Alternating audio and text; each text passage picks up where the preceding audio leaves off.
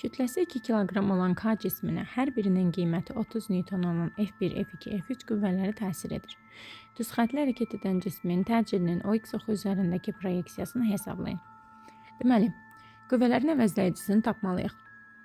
F1-lə F2-nin əvəzləyicisi bu istiqamətdə yönələcək. Qiymətini tapmaq üçün düsturumuz belədir. Kökün altında F1-in kvadratı üstəgəl F2-nin kvadratı üstəgəl 2F1, F2 kosinus alfa.